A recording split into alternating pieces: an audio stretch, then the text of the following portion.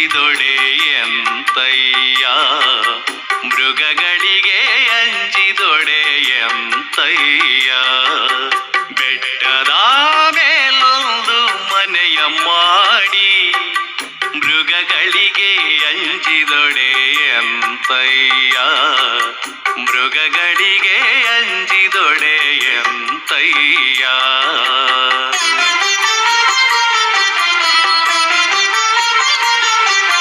ಸಮುದ್ರದ ತಡಿಯಲೊಂದು ಮನೆಯ ಮಾಡಿ, ಸಮುದ್ರದ ತಡಿಯಲೊಂದು ಮನೆಯ ಮಾಡಿ ನೊರೆ ತೆರೆಗಳಿಗಂಜಿದೊಡೆ ಎಂತಯ್ಯ, ನೊರೆ ತೆರೆಗಳಿಗಂಜಿದೊಡೆ ಎಂತಯ್ಯ, ನೊರೆ ತೆರೆಗಳಿಗಂಜಿದ.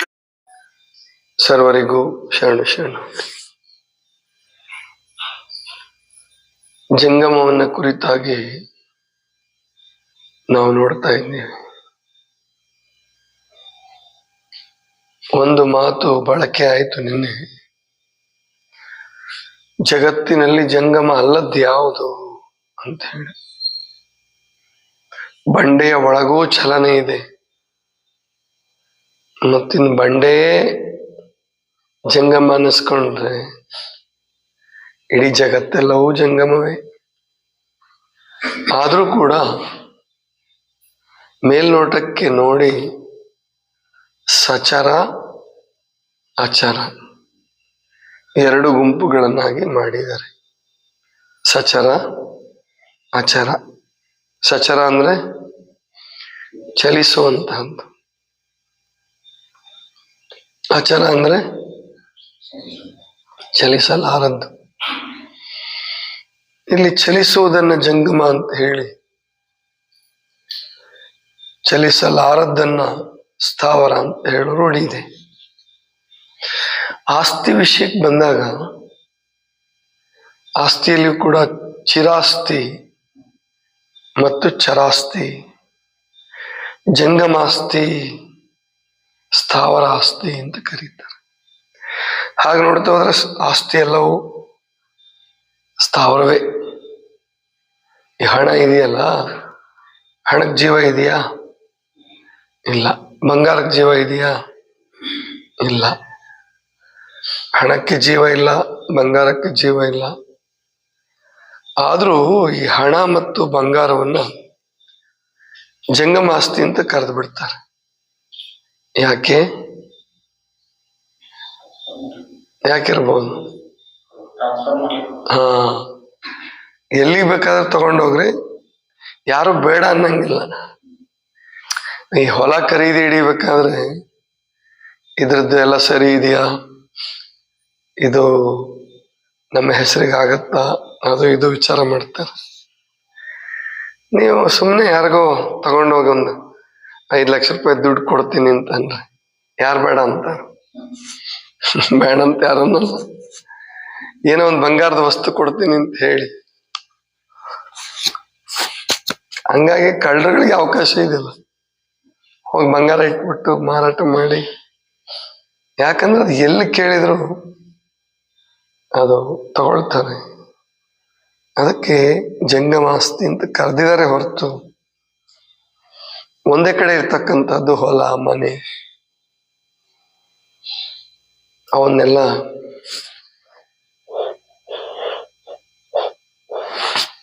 ಸ್ಥಿರಾಸ್ತಿ ಅಂತ ಕರೆದಿದ್ದಾರೆ.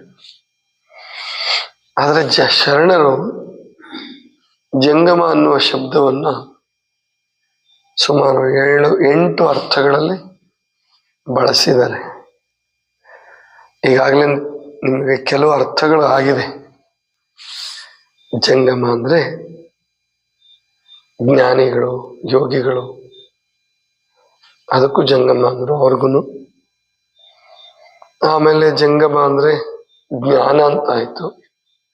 ಪುಸ್ತಕ ಸ್ಥಾವರ ಅಂದ್ರೆ ಜ್ಞಾನ ಜಂಗಮ ಅಂತ ಆಯ್ತು. ಹಸಿದ ಜೀವ ಜಂಗಮ, ಹಸಿದ ಜೀವ ಜಂಗಮ ಅಂತ ಆಯ್ತು.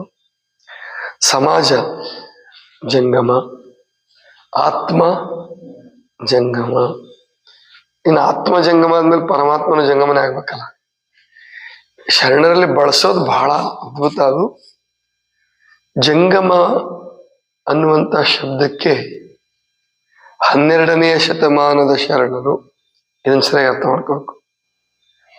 12ನೇ ಶತಮಾನದ ಶರಣೆಯರು ಮತ್ತು ಷಣ್ಮುಖ ಶಿವಯೋಗಿಗಳು, ಸಿದ್ಧಲಿಂಗೇಶ್ವರರು, ಇವರು ಜಂಗಮ ಅಂದ್ರೆ ವ್ಯಕ್ತಿ ಜಂಗಮ ಅಂತ ಹೇಳುವಾಗ ಎಲ್ಲಿಯೂ ಕೂಡ ಸ್ತ್ರೀಲಿಂಗ ಸೂಚಕವಾಗಿ ಆಗ್ಲಿ ಪುಲ್ಲಿಂಗ ಸೂಚಕವಾಗಿ ಆಗ್ಲಿ ಬಳಸಲ್ಲ. ಈ ಮಹಾದೇವಕ್ಕಂದೊಂದು ವಚನ ಬಂತು ಮೊನ್ನೆ ಪ್ರವಚನ, ಜಂಗಮವೆನ್ನ ಪ್ರಾಣ, ಜಂಗಮವೆನ್ನ ಜೀವ, ಜಂಗಮವೆನ್ನ ಸರ್ವಸ್ವ ಅನ್ನೋ ಅರ್ಥದಲ್ಲೊಂದು ವಚನ ಬಂತು. ಜಂಗಮರೆನ್ನ ಅನ್ನಲ್ಲ. ಈ ಬರೆಯೋರು ಬರೀತಾರ ಹಂಗೆ, ಹರಿಹರ ಇರ್ಬೋದು, ಭೀಮಕವಿ ಇರ್ಬೋದು, ಅವರೆಲ್ಲ ಹಂಗೆ ಬರೀತಾರೆ. ಆದರೆ ಶರಣರನ್ನೇ ಅರ್ಥ ಮಾಡ್ಕೊಂಡ ಹೊರಟಾಗ ಪುಟ್ಟಜ್ಜರದೊಂದು ವಚನ ಆಡ್ತಾರ ನಮ್ಮ ಮಡಿವಾಳ, ಏನದು, ತನುವನ್ನು ಗುರುವಿಗೆ, ಮನವನ್ನು ಲಿಂಗಕ್ಕೆ, ಧನವನ್ನು ಹೇಳ್ದ, ಅದನ್ನು ಹೇಳು, ಧನವನ್ನು ತಡಿ ಧನವನ್ನು ಹೇಳ ಸಾಕು. ಜಂಗಮಗೆ ಧನವನ್ನಿತ್ತು ಅಂತ ಹೇಳ್ತಾನೆ. ಆದ್ರೆ ಶರಣರಂಗ್ ಬಳಸಲ್ಲ. ಜಂಗಮಗೆ ಅಂದಾಗ ಅಲ್ಲಿ ಪುರುಷ ಜಂಗಮ ಅಂತ ಆಯ್ತು. ಅವಾಗ ಜಂಗಮಳಿಗೆ ಇಲ್ಲ, ಅಲ್ಲಿ ಸ್ತ್ರೀಯನ್ನು ಜಂಗಮ ಕರೆಯೋದಿಲ್ಲ, ಅವನು ಯಾರು ಕರೆಯಲ್ಲ. ಆದ್ರೆ 12ನೇ ಶತಮಾನದಲ್ಲಿ ಸ್ತ್ರೀಯರನ್ನು ಕೂಡ ಜಂಗಮ ಅಂತ ಕರೆದ್ರು.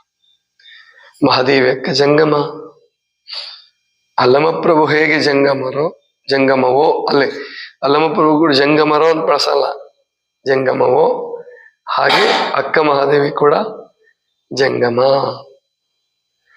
ಸಿದ್ದರಾಮೇಶ್ವರರು ಹೇಗೆ ಜಂಗಮವೋ ಹಾಗೆ ಬೋಂತಾದೇವಿ ಜಂಗಮ. ಹೀಗೆ ಇದನ್ನ ನಾವು ಈ ಸೂಕ್ಷ್ಮತೆಯನ್ನು ಅರ್ಥ ಮಾಡ್ಕೋಬೇಕು ನಾವು. ಅಪ್ಪಿ ತಪ್ಪಿ ನೀವು ವಚನ ಸಾಹಿತ್ಯದಲ್ಲಿ ಎಲ್ಲೂ ಕೂಡ ಜಂಗಮರು, ಜಂಗಮನು, ಜಂಗಮಳು ಬಳಕೆ ಆಗಲ್ಲ. ಬಳಕೆ ಆಗಿರೋದೊಂದೇ ಜಂಗಮವು. ಅಂದ್ರೆ ಅಲ್ಲಿ ವ್ಯಕ್ತಿ ಜಂಗಮವನ್ನು ಕೂಡ ಪರಮಾತ್ಮನ ಪ್ರತಿನಿಧಿಯಾಗಿ ಮಾಡಿಬಿಡ್ತಾರೆ ಶರಣರು. ಇದನ್ನ ಅರ್ಥ ಮಾಡ್ಕೋಬೇಕು ನಾವು. ಬಸವಣ್ಣವ್ರು ಹಿಡ್ಕೊಂಡು ಎಲ್ಲಾ ಶರಣೆಯರು ಸ್ಪಷ್ಟವಾಗಿ ಹೇಳೋದೇನೆಂದ್ರೆ ಜಂಗಮವು ಅಂದ್ರೆ ಜಂಗಮ ಅನ್ನುವಂಥದ್ದಕ್ಕೆ ಸ್ತ್ರೀ ಪುರುಷ ಭೇದ ಇಲ್ಲ. ಅದಕ್ಕೆ ಷಣ್ಮುಖ ಶಿವಗಳೊಂದ್ ಕಡೆ ಹೇಳ್ತಾರೆ, ಜಂಗಮಕ್ಕೆ ಮಾತಾಪಿತರಿಲ್ಲ, ಜಂಗಮಕ್ಕೆ ಜಾತಿ ಬಂಧುಗಳಿಲ್ಲ, ಜಂಗಮಕ್ಕೆ ಕುಲಗೋತ್ರಗಳಿಲ್ಲ, ಜಂಗಮಕ್ಕೆ ಸೀಮೆ ಸಂಬಂಧಗಳಿಲ್ಲ. ಎಂತ ಅದ್ಭುತವಾದ ಮಾತು ಗೊತ್ತಾ ಇದು.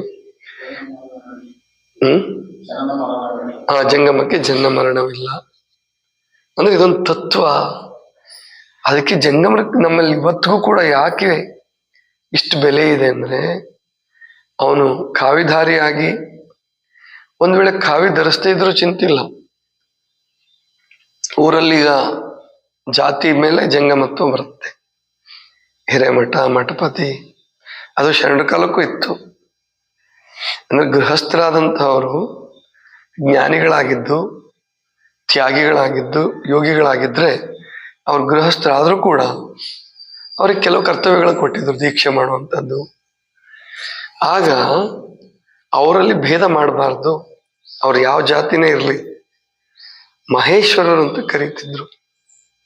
ಮೊದಲು ಬಸವಣ್ಣವ್ರ ಕಾಲಕ್ಕೆ ಅಂಥವ್ರನ್ನ ಮಹೇಶ್ವರರು ಅಂತ ಕರೆದ್ರು. ಮಹೇಶ್ವರರು ಅಂದ್ರೆ ಪರಮಾತ್ಮನ ಪ್ರತಿನಿಧಿಗಳು. ಹಂಗೆ ಇರ್ತಿದ್ರು ಅವರು. ಅವ್ರ ಬದುಕು ಅಷ್ಟು ವಿಶಾಲವಾಗಿರ್ತಿತ್ತು. ಆಸ್ತಿ ಮಾಡ್ತಿರ್ಲಿಲ್ಲ, ಆಸ್ತಿಗೆ ಆಸೆ ಪಡ್ತಿರ್ಲಿಲ್ಲ. ಜನ ಏನ್ ಕೊಡ್ತಾರೋ, ಎಷ್ಟು ಕೊಡ್ತಾರೋ ಅಷ್ಟರಲ್ಲೇ ಬದುಕ್ತಿದ್ರು. ಈಗಲೂ ನೀವು ಅನೇಕ ಊರುಗಳಲ್ಲಿ ಸರ್ವೆ ಮಾಡಿದ್ರೆ ಜಂಗಮರು ಯಾರು ಭಿನ್ನ ತೀರಿಸಿ ಊರಿನ ಕೆಲಸ ಅಂದ್ರೆ ಹುಟ್ಟಿದಾಗ, ಸತ್ತಾಗ, ಸಂಸ್ಕಾರ ಕೊಡುವಂತ ಜಂಗಮರು ಬಡವರು ಇದ್ದಾರೆ, ತುಂಬಾ ಬಡವರು ಇದ್ದಾರೆ. ಯಾಕೆ ಅಂದ್ರೆ ಅವರು ಜಾಸ್ತಿ ದಾನವನ್ನ ಸ್ವೀಕರಿಸಿಲ್ಲ, ಅವ್ರಿಗೆ ಕೊಟ್ಟೂ ಇಲ್ಲ. ಸ್ವಲ್ಪನೇ ಕೊಡೋದು, 4 ಆಣೆ ಕೊಡೋದು, 8 ಆಣೆ ಕೊಡೋದು. ಅವ್ರು ಬಯಸ್ತಾ ಇರ್ಲಿಲ್ಲ. ಹಿಂದಿನ ಜನ ತಗೊಳ್ಳೋ ಸ್ವಾಮಿ ಅಂತಿದ್ರು. ಆ ಸ್ವಾಮಿ ಅವ್ರಿಗೆ ಹೆಂಗಾಗ್ತಿದ್ದ ಅಂದ್ರೆ ಸ್ವಂತ ತಂದೆ ಇದ್ದಂಗೆ, ಸ್ವಂತ ಅಣ್ಣ ಇದ್ದಂಗೆ, ಸ್ವಂತ ಅಜ್ಜ ಇದ್ದಂಗೆ, ಈ ತರ ಬದುಕದಂತ ಇಂಥ ಒಂದು ಶ್ರೇಷ್ಠ ಬದುಕಿತ್ತು. ಮುಂದ್ ಬರ್ತಾ ಬರ್ತಾ ಏನಾಯ್ತು ಅಂದ್ರೆ ಆ ಸಂಸ್ಕಾರ ಇಲ್ಲದಂತ ಅವರು ಆ ಸ್ಥಾನ ಹಿಡಿದ್ರು. ಹಿಟ್ಟು ಸಣ್ಣ ಸಣ್ಣ ಮಕ್ಳಿಗೆ ಭಿಕ್ಷೆ ಕಳಿಸ್ತಿದ್ರು, ಹಿಟ್ಟು ತಗೊಂಬರೋದು, ಹಿಟ್ಟಿನ ಭಿಕ್ಷೆ ಕೊಡ್ತಿದ್ರು ಅವಾಗ. ಅದು ಅವಾಗ ಸರಿ ಇತ್ತು. ಅದು ಬರ್ತಾ ಬರ್ತಾ ಧರ್ಮ ಅದನ್ನ ಬದಲಾಯಿಸ್ಬೇಕಾಗಿತ್ತು. ಕ್ರಿಶ್ಚಿಯನ್ರಲ್ಲಿ ಫಾದರ್ಸ್ ಅಂತಿದ್ರು, ಹಂಗೆ ನಮ್ಮಲ್ಲಿ ಬದಲಾವಣೆ ಆಗ್ಬೇಕಾಗಿತ್ತು. ಅಪ್ಪನವ್ರ ಮಠ ಅಂತಾನೆ ಇತ್ತು. ನಾವು ಚಿಕ್ಕವರಿದ್ದಾಗ ನೋಡಿದೀವಿ. ಅಪ್ಪನವ್ರ ಮಠ ಅಂತಾನೆ ಇದೆ. ಅಪ್ಪನವ್ರ ಮಠ ಅಂತಾನೆ ಕರೀತೀವಿ. ಅಪ್ಪನವ್ರ ಮಠ ಅಂತ ಯಾಕೆ ಕರಿತಿದ್ರು ಅಂದ್ರೆ ಅಪ್ಪ ಅವ್ರು ಅಂತ ಕರಿತಿದ್ರು ಅವ್ರಿಗೆ, ಅದರಿಂದ ಅಪ್ಪನವ್ರ ಮಠ. ಇಂತಹ ಒಂದು ಬಾಂಧವ್ಯ ಇರ್ತಿತ್ತು. ಅವ್ರು ಯಾವ ಕಾರಣಕ್ಕೂ ನನ್ನ ಮಠ ಬೆಳಿಬೇಕು, ಯಾರೋ ಕಟ್ಸ್ಕೊಟ್ರೆ ಇರ್ತಿದ್ರು, ಇಲ್ಲ ಅಂದ್ರೆ ಎಲ್ಲಿ ಅವಕಾಶ ಸಿಗುತ್ತೋ ಅಲ್ಲಿ ಇರ್ತಿದ್ರು. ಬಡವರಾಗಿ ಬದುಕ್ತಿದ್ರು, ದೊಡ್ಡ ಬದುಕನ್ನು ಬದುಕ್ತಿದ್ರು. ಆದ್ರೆ ಆ ಪರಂಪರೆ ಸರಿಯಾಗಿ ಅರ್ಥ ಮಾಡಿಕೊಂಡು ಮುಂದುವರ್ಕೊಂಡು ಬರಲಿಲ್ಲ. ಅದರಲ್ಲೂ ಬ್ರಿಟಿಷರು ಬಂದ್ಮೇಲೆ, ಆಧುನಿಕ ವಿದ್ಯಾಭ್ಯಾಸ ಆದ್ಮೇಲೆ ಅದನ್ನ ಮೂಢನಂಬಿಕೆ ಅನ್ಕೊಂಡ್ಬಿಟ್ರು. ಇನ್ನು ನಮ್ಮ ಅಜ್ಜ ಅಪ್ಪ ಮುತ್ತಜ್ಜ ಅವರೆಲ್ಲ ಪಾಲಿಸ್ತಿದ್ರು, ಅದಕ್ಕೆ ನಾವು ಪಾಲಿಸ್ಕೊಂಡು ಹೊರಟ್ವಿ. ಆದ್ರೆ ಅದರದ್ದು ಗೌರವ ಕಡಿಮೆ ಹಾಕುವಂತ ಬಂತು. ಅದರಲ್ಲಿ ಸಾರು ಐನೋರು ಅಂತಿದ್ರು, ಬಾಲಬಸವರು ಅಂತಿದ್ರು. ಬಾಲಬಸವರು ಅಂದ್ರೆ ಸಾಮಾನ್ಯರಲ್ಲ. ಅವರು ವಿರಕ್ತರಾಗಿದ್ಕೊಂಡು ಊರಿಂದ ಊರಿಗೆ ಸಂಚಾರ ಮಾಡಿ ಮುಂದಿನ ಮಳೆ ಬೆಳೆ ಹೇಳ್ತಿದ್ರು, ಸಾರ್ತಿದ್ರು. ಏನಾದ್ರು ತೊಂದರೆಗಳಿದ್ರು, ಈಗ ನಂಗೆ ಟಿವಿಗಳು ರೇಡಿಯೋಗಳು ಏನು ಇರ್ಲಿಲ್ವಲ್ಲ, ಊರಲ್ಲಿ ಪ್ರಚಾರ ಮಾಡ್ತಾ ಮಾಡ್ತಾ ಹೀಗ್ ಬದುಕ್ರಿ, ಈ ಸಾರಿ ಮಳೆಗಾಲ ಹಿಂಗಿರುತ್ತೆ, ಇಂಥ ಬೆಳೆ ಹಾಕ್ಬೇಡ್ರಿ, ಈ ಭತ್ತ ಹಾಕ್ಬೇಡ್ರಿ, ಮಳೆ ಕಡಿಮೆ ಆಗತ್ತೆ, ಇಂಥವೆಲ್ಲ ಹೇಳೋ ಶಕ್ತಿ ಇತ್ತು. ಬಹಳ ಸಮೃದ್ಧವಾದ ಬದುಕನ್ನ ಈ ಜಂಗಮ ಪರಂಪರೆ ಉಳಿಸ್ಕೊಂಡು ಬಂದಿತ್ತು. ಆದ್ರೆ ಅದಕ್ಕೆ ತೊಡಕು ಬಂತು. ಮುಂದೆ ಗುರು ವಿರಕ್ತರ ಜಗಳ ಶುರುವಾಯ್ತು. ಬಸವಣ್ಣನವರಿಗೆ ಗುರುತ್ವ ಕೊಡಬಾರ್ದು ಅಂತ ಹೇಳಿ ಗುರು ವಿರಕ್ತರ ಜಗಳವನ್ನು ಹುಟ್ಟು ಹಾಕಿ ಅದರಿಂದ ಬಹಳ ದೊಡ್ಡ ಹಾನಿ ಲಿಂಗಾಯತ ಧರ್ಮಕ್ಕೆ, ಲಿಂಗಾಯತ ಸಮಾಜಕ್ಕೆ ಆಯ್ತು. ಅದೇನೇ ಆಗ್ಲಿ, ಇವಾಗ ವಚನ ಸಾಹಿತ್ಯದ ಆಧಾರದ ಮೇಲೆ ಈ ಜಂಗಮವನ್ನು ಗುರುತಿಸುವ ಕೆಲಸ ನಡೀತಾ ಇದೆ. ಆದ್ರೆ ತೊಡಕೇನಾಗ್ತಿದೆ ಅಂದ್ರೆ ಇವಾಗ ಯಾರಿಗೂ ಬೆಲೆ ಕೊಡದೆ ಇರ್ತಕ್ಕಂಥ ಒಂದು ಸ್ಥಿತಿ ಬಂದ್ಬಿಡ್ತಾ ಇದೆ. ಅವ್ರಿರ್ಲಿ ನಾಸ್ತಿಕರು ಅಥವಾ ಭೌತಿಕವಾದಿಗಳು ಅಂತ ಕರೆಯೋಣ ಅವ್ರನ್ನ ದೇವ್ರು ಒಪ್ತಾರ. ಅವರು ಈ ಹೊಸ ನಾಸ್ತಿಕರು ಇವರು ದೇವ್ರನ್ನ ಒಪ್ತಾರೆ, ಆದ್ರೆ ಪಾಪ ಪುಣ್ಯ, ಆಮೇಲಿಂದ ಪೂರ್ವಜನ್ಮ ಪುನರ್ಜನ್ಮ ಏನು ಒಪ್ಪಲ್ಲ. ಆಮೇಲೆ ಅವ್ರ ಬದುಕು ಕೂಡ ವಿಶಾಲವಾಗಿಲ್ಲ. ಅವ್ರ ಬದುಕು ಎಲ್ಲರಿಗಾಗಿ ತ್ಯಾಗ ಮಾಡೋಣ ಅನ್ನುವಂಥದ್ದಿಲ್ಲ. ಆದ್ರಿಂದ ಅವ್ರ ಬಗ್ಗೆ ತಲೆ ಕೆಡಿಸ್ಕೊಳ್ಳೋದು ಬೇಡ ನಾವು. ಆದ್ರೆ ವಚನ ಸಾಹಿತ್ಯದ ಆಧಾರದ ಮೇಲೆ ಜಂಗಮ ತತ್ವದ ಅರ್ಥ ಮಾಡ್ಕೊಂಡ್ರೆ ಸಮಸ್ಯೆ ಏನಾಗ್ತಿದೆ ಅಂದ್ರೆ, ಈಗ ಅಂತ ಬದುಕನ್ನು ಬದುಕ್ತಕ್ಕಂತ ಜಂಗಮ ವಟುಗಳು, ಜಂಗಮ ಸಾಧಕರುಗಳು ಕಡಿಮೆ ಆಗ್ತಿದ್ದಾರೆ, ತುಂಬಾ ಕಡಿಮೆ ಆಗ್ತಿದ್ದಾರೆ. ಅದಕ್ಕೆ ಕೆಲವರು ಪ್ರಯತ್ನ ಪಟ್ರು. ಒಂದು 17-18ನೇ ಇಸ್ವಿಲಿ ಬಸವ ತತ್ವ ಮಹಾವಿದ್ಯಾಲಯ ಆಗ್ಬೇಕು,